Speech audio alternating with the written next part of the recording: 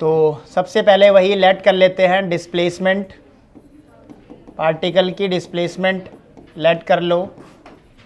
Displacement of particle after time t,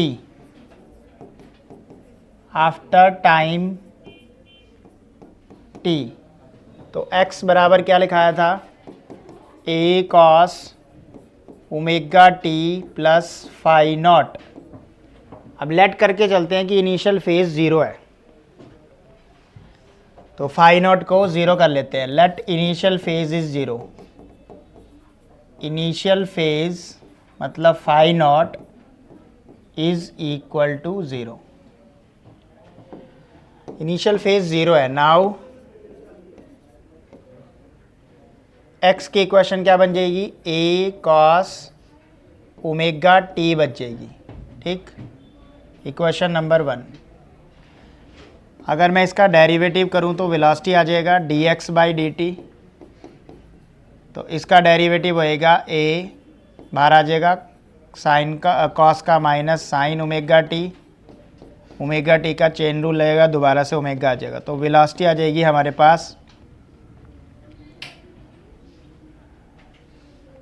minus a omega sine omega T. Equation number 2। इस first वाली equation से हम cos omega T भी निकाल लेते हैं x by A.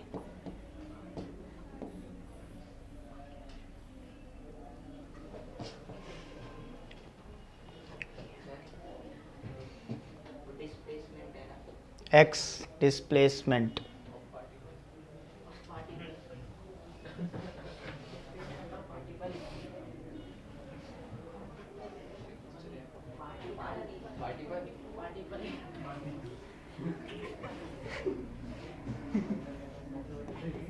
Displacement of particle.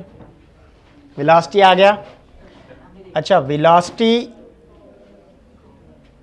x के टर्म में भी निकाल सकते हैं। जैसे इसमें साइन को क्या लिख सकता हूँ, v equal to minus A omega under root 1 minus cos square omega T लिख सकता हूँ इसको। और cos omega T x by A है, तो minus A omega under root A square minus x square, by वाला जो ए स्क्वायर है वो बाहर आ जाएगा और इसको कैंसिल आउट कर देगा।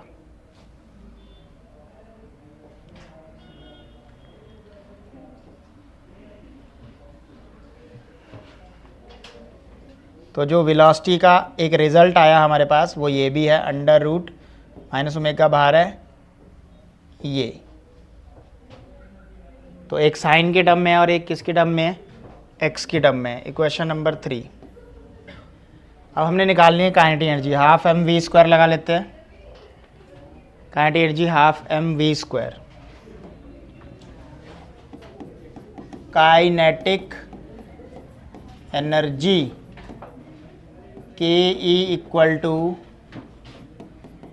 Half M V square. एक बार इसको साइन के टर्म में पुट कर लो, हाफ एम, साइन वाली टर्म क्या थी, A omega sine omega T square है। तो कितना आ जाएगा काइनेटिक एनर्जी का रिजल्ट यहाँ से, half M omega square A square sine square omega T.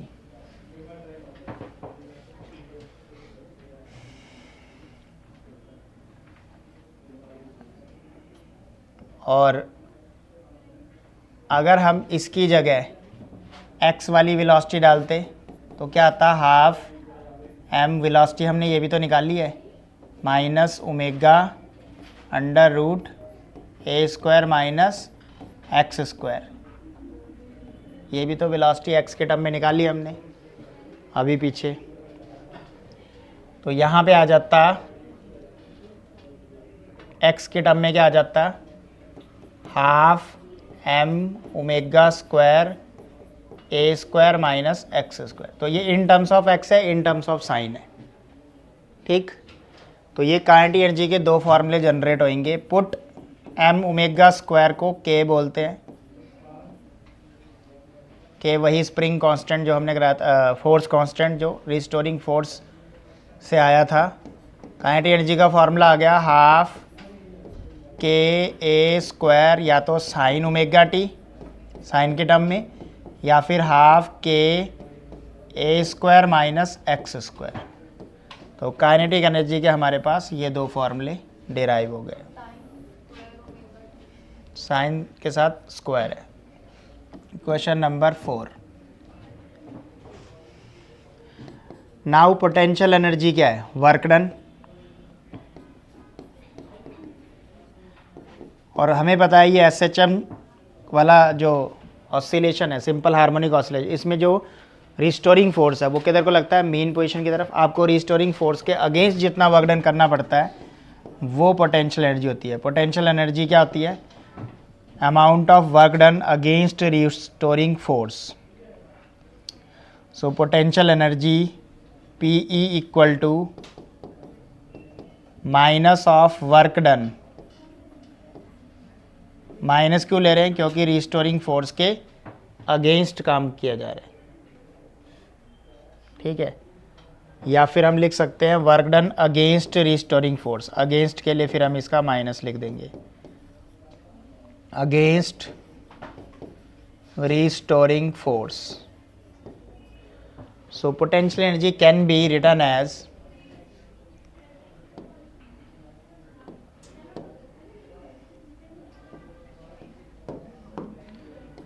potential energy can be written as minus of work done। और वर्क डन क्या होता है? Integration force into dx।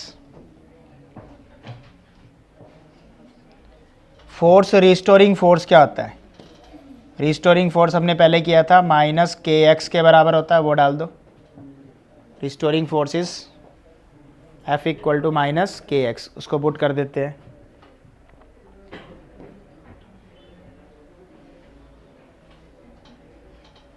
तो पोटेंशियल एनर्जी क्या आ जाएगी? So potential energy minus integration, F की जगह क्या डालना है? माइनस के एक्स डालना है, dx, लिमिट 0 से x। So potential energy will be minus के माइनस माइनस प्लस हो जाएगा के एक्स स्क्वायर बाई 2। अब x हमें पता है क्या होता है, SHM में हमने x क्या लिया था? x की इक्वेशन ये थी cos omega T. Initial phase तो हम 0 ही ले रहे हैं, तो ये डाल दो। सो पोटेंशियल एनर्जी आ जाएगी हमारे पास K A square cos square omega T by 2। x की जगह ये डाल दिया यहाँ पे, ठीक है। अब a कॉस ओमेगा, तो इसके दो फॉर्मूले हो गए, एक ये वाला half K X square equation number 5, और एक ये वाला कॉस के टर्म में equation number 6। Total energy in दोनों का सम होता है। So total energy kinetic plus potential कर लो। टोटल एनर्जी E बराबर kinetic energy plus potential energy. So kinetic energy क्या आई थी हमारे पास? हाफ m के की टर्म में, हाफ के A square sine square omega T, और पोटेंशियल एनर्जी ये आई है हाफ के A square cos square omega T, जो कि कॉमन लेके साइन स्क्वायर कॉस स्क्वायर 1 हो जाएंगे, तो हाफ के ए स्क्वायर बच जाएगा।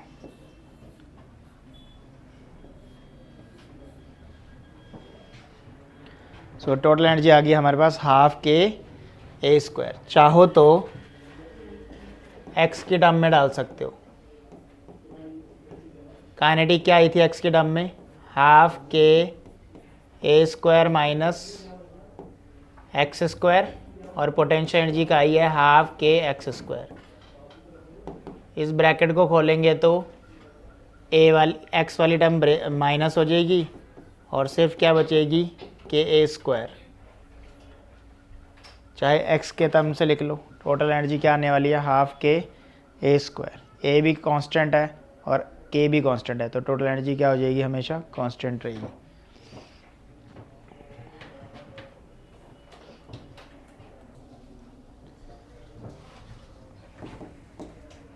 तो ये आ गई टोटल एनर्जी। अब हम इसका ग्राफ बनाएंगे at mean position.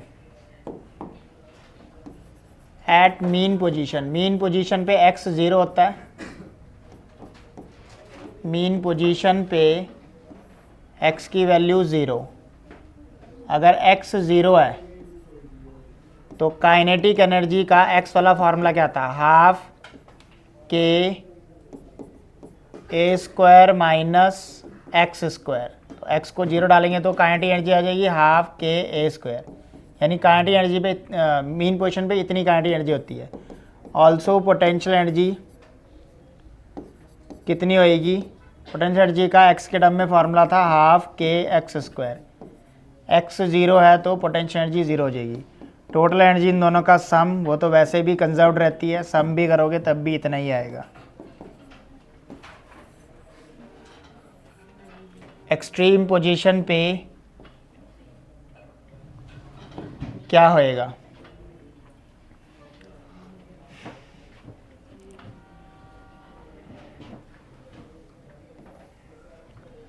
Eight extreme position,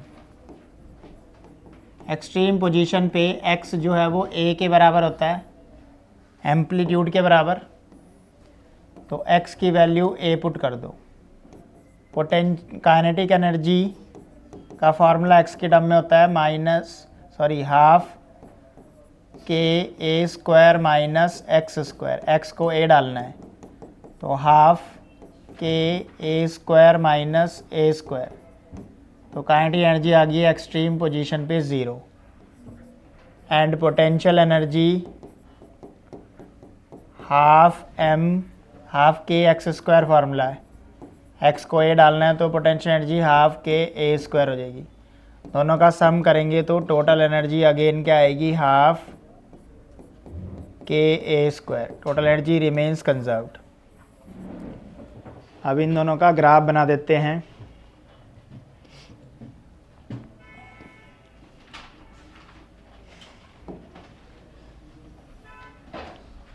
एक तरफ एनर्जी और एक तरफ x का ग्राफ है, ये डिस्टेंस के साथ, डिस्प्लेसमेंट के साथ।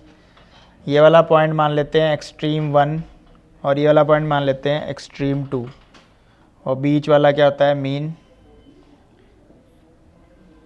अब जो टोटल एनर्जी है वो तो रहती है कंजर्व्ड, सो टोटल एनर्जी तो ये होएगी, टोटल एनर्जी तो ये होएगी, सेम रहती है। कितनी आई एनर्जी, हाफ के A square. Total energy remains same.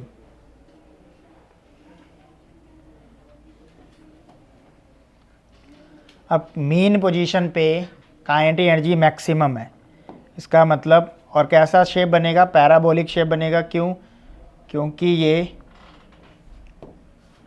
इसमें ए स्क्वायर है, तो मीन पोजीशन पे काइनेटिक एनर्जी मैक्सिमम। तो ये ग्राफ किसका हुआ, काइनेटिक एनर्जी का। और मीन पोजीशन पे पोटेंशियल एनर्जी 0, तो ये ग्राफ किसका हुआ, पोटेंशियल एनर्जी का।